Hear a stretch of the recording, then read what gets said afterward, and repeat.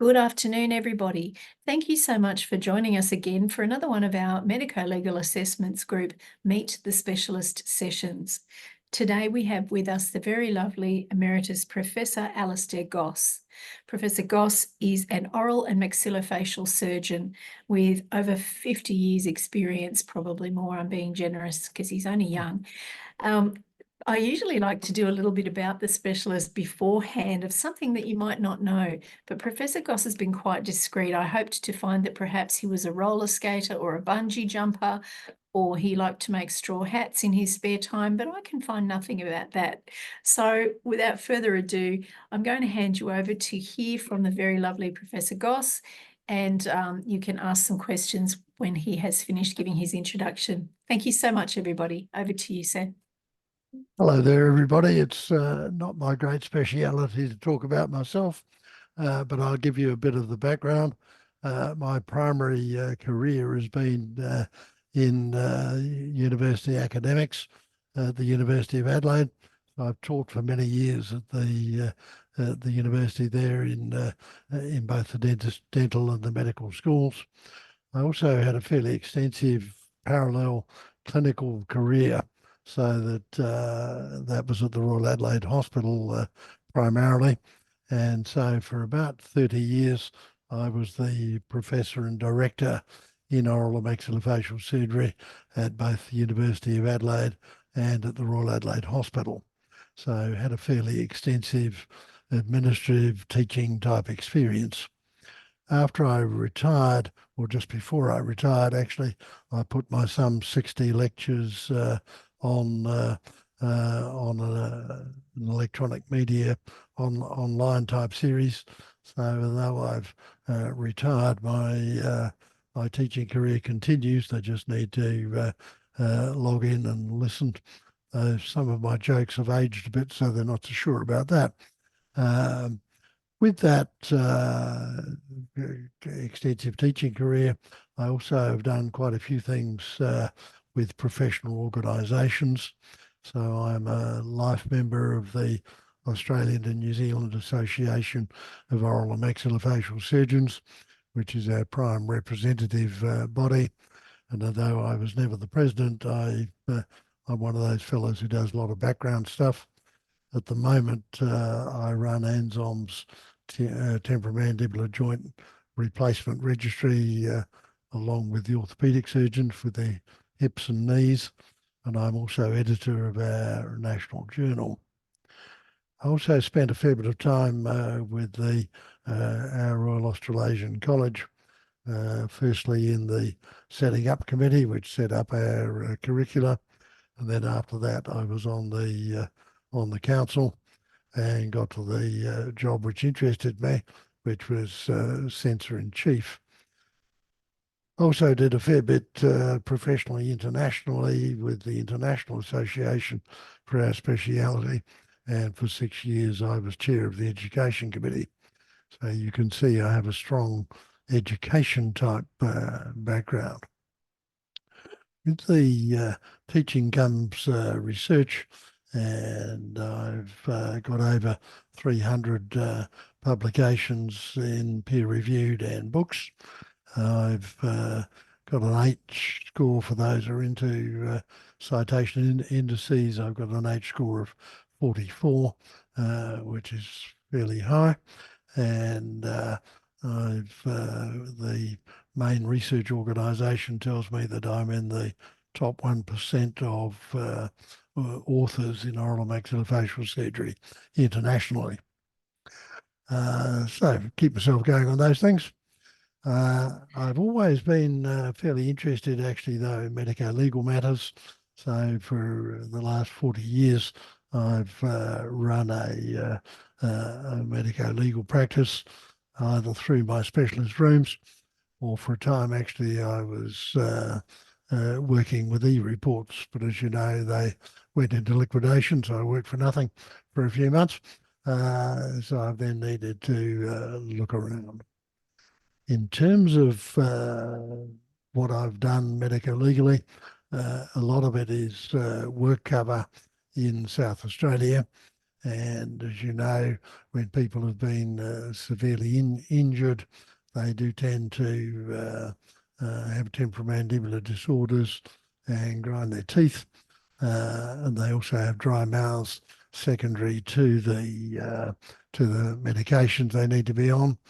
So one of the things I do is look at things from the point of view of AMA5, mastication and deglutition, and you can usually quite easily get somewhere between 5 to 10% to add to the whole body disability. Fortunately, there's not a huge amount of negligence around in the field, though I routinely do negligence matters for involving dentistry, oral and maxillofacial surgery, and head and neck problems, particularly cancer, often failed diagnoses. So I do negligence work in that area, and I've done that in every state of Australia and also New Zealand. There's been a few highlights along the way. One of the negligence cases I was involved in ended up in the High Court.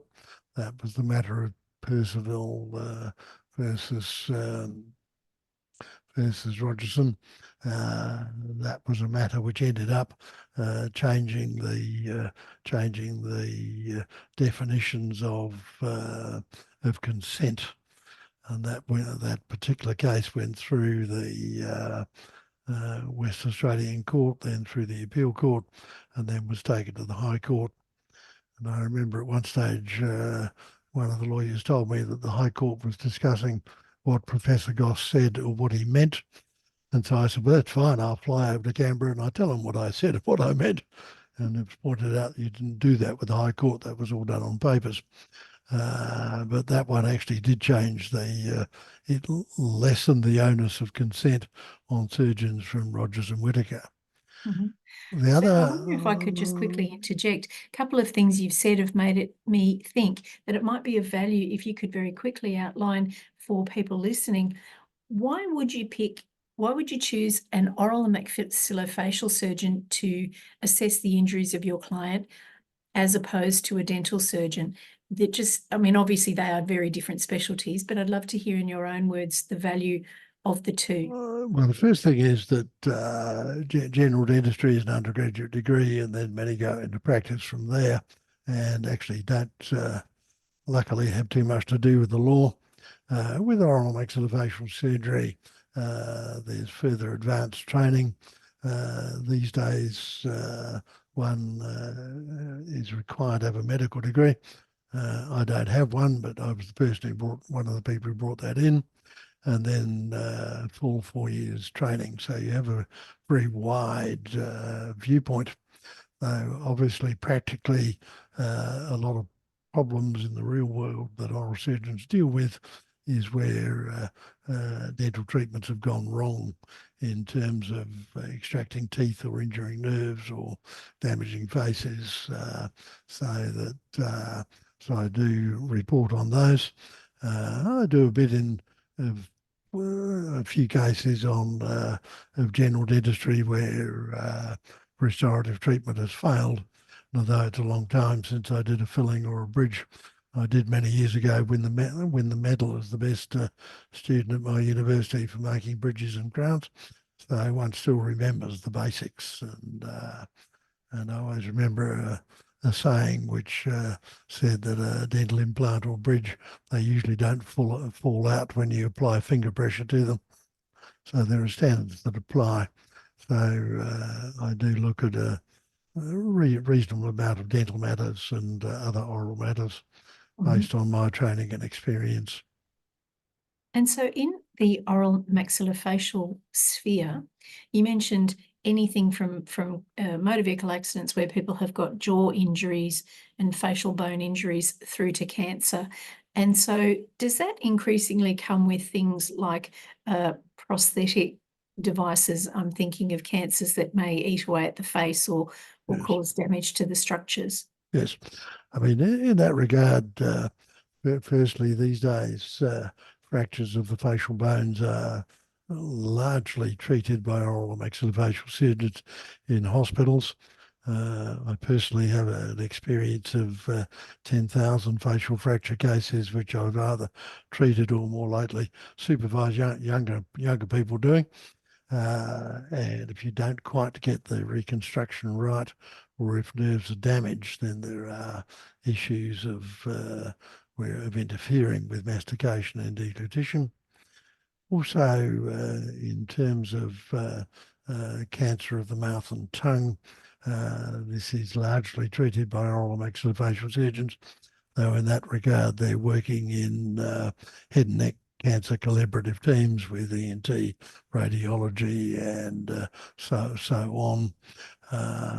But the legal issue there is often excessively delayed diagnosis.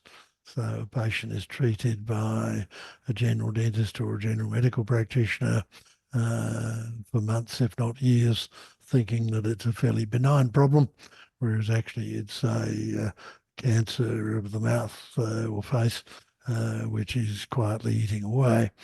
And obviously the longer they're left, then the larger they become.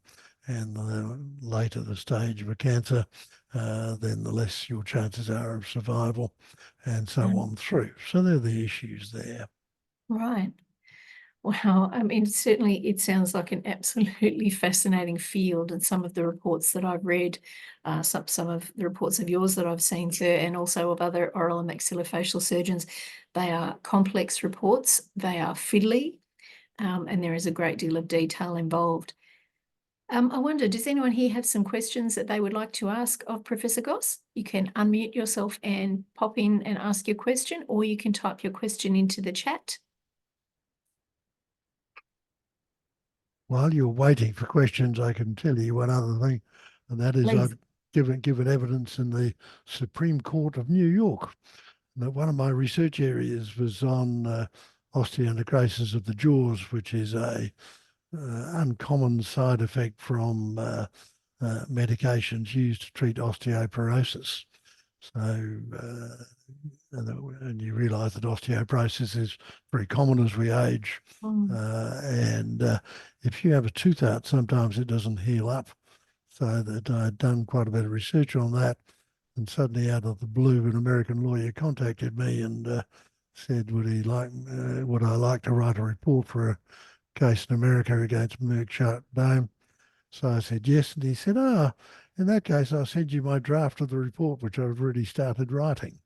So you find that American law is very, very different, as I found out.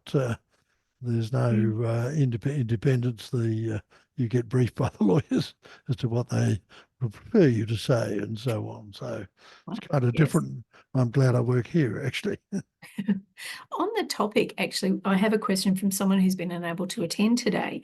On the topic you mentioned of removal of teeth, and that was the question that this person was asking, that increasingly people who have previously had teeth removed, either due to poor oral hygiene or other reasons, increasingly as they get older, they're finding that the older people are, the less doctors, dentists are wanting to take teeth out. Is that because of what you're talking about, osteoporosis affecting the jaws and therefore resulting in healing issues for the mouth? Partly. I think the main thing is that it's philosophical. 50, 60 years ago, there was a quite common idea that to avoid dental problems, you had all your teeth out for your 21st birthday and had a nice set of dentures, which is okay for a time, but then later on it catches up on you. So dentists these days are much more trained to conserve teeth, but there is a two-edged part to that. Partly you can hang on too long and then they become problems.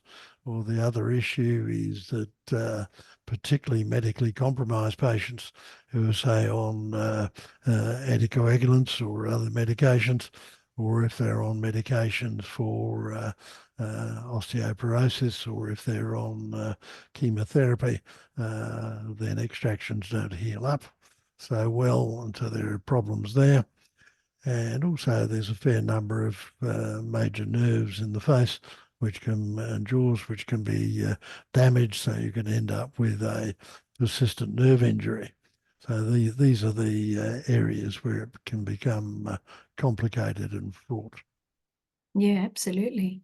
Other quick question. This is a really funny question, given how long airbags have been around. But the question here is, have you seen less facial injuries from motor vehicle accidents due to the implementation of airbags? Well, I would say generally to a whole range of safety options, including airbags, better design of roads and better design of cars. When I first started in treating facial trauma in South Australia, at least 300 people a year died, whereas it's now about 100. And as people were in cars unrestrained, much major injuries occurred to the face than do now. Though, on the other hand, if an airbag goes off at the wrong time and you're not well restrained, it can do some fairly nasty things to your face as well. But it's an overall safety issue, not just a single factor, I would say. Lovely. Thank you. Does anyone else have any questions? Please unmute yourself if you do. No, looking good, looking like you've answered it. So thank you so much today for providing this brief introduction to you and what you do and your expertise. For the people viewing today and for those who watch this video afterwards, Professor Goss is available through Medico-Legal Assessments Group, MAG. He provides availability upon request. He produces an excellent report, and we look forward to working with him for many years to come. Thank you so much for your time today. This little video will be available on our YouTube channel, as with all of the rest of our videos, as well as through your MAG CowerCon login in the left-hand side menu under Educational Seminars. Thank you all for joining us today. I look forward to seeing you again next time. And thank you so much, Professor Goss, for your time today. The pleasure's been mine. See you. Lovely. Bye-bye.